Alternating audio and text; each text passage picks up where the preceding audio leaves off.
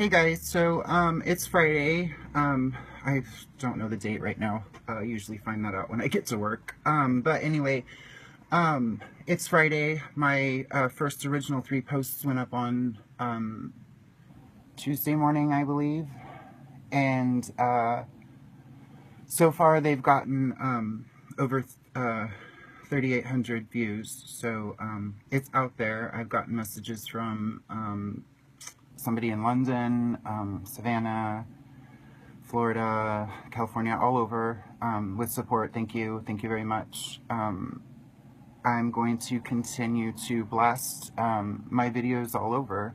I joined a few more gay support groups and discrimination support groups and posted my story on their pages, and I've gotten some great feedback from people.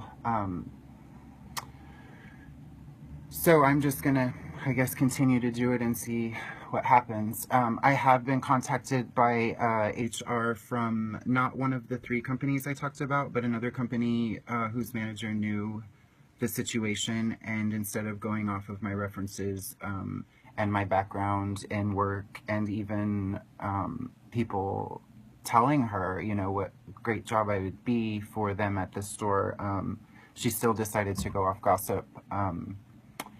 And whatever. Anyway, they've reached out, so I will be talking with them next week. I'm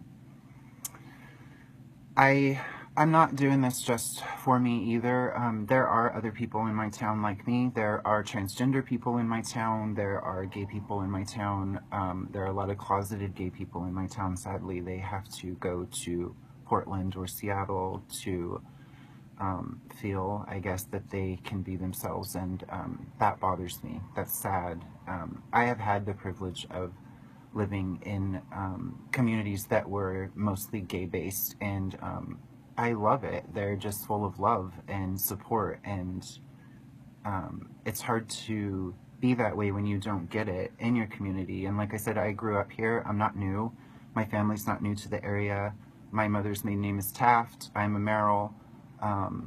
Dykstras, Grassers, all that. My family has been here for a long time, so I'm not just somebody that came to town that nobody knows, that is putting the town and people down, because I'm not. Like I said, I love it here, and there are a lot of great people and a lot of supportive people here in this town, and people that want change. But there are still a lot of the people that don't, or that fight it, or that make it hard on others. And if you feel the need to make somebody else's life hard and miserable because you don't understand them, or because you feel threatened, maybe you need to work on yourself instead of trying to tear that person down or those people down.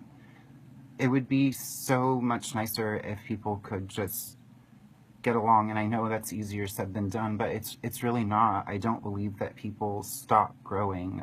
I hate when people tell me, this is who I am, this is the way that I am. No, I'm sorry. I've been a victim of saying that myself too, but I also walk away feeling stupid after I say it, and usually it's, you know, some conversation with a friend, and then I sit and I reflect on it, and I try to see their side and their point of view, and I'm wrong. I'm not always right. Sometimes I'm wrong, sometimes I'm right, but I think that that's part of being a human and getting to know people. And then I really hate it when people will say, like, I'm dramatic or something. I'm not dramatic. I'm just really tired of shit, and I am not a bullshit kind of person. I don't do fake. I've done the game before, and I really hate it. I really cannot stand fake people at all.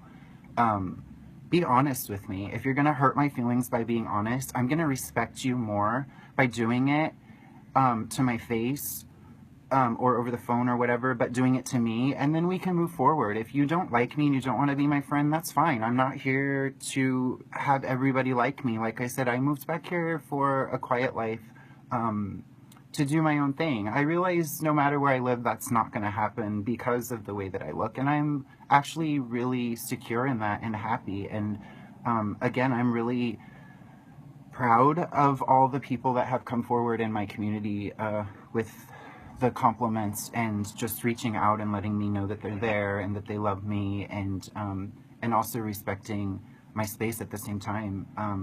I am doing better. I finally got my appetite back yesterday.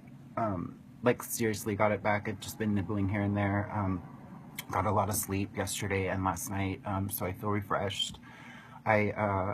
I'm going to meet up with some friends tonight from high school and their husbands, and we're gonna go dancing for a little bit because I've been hiding since I posted these videos, and I've been hiding because it was raw and opening for me to do, but I've also been hiding because I have been scared. I have been scared of retaliation.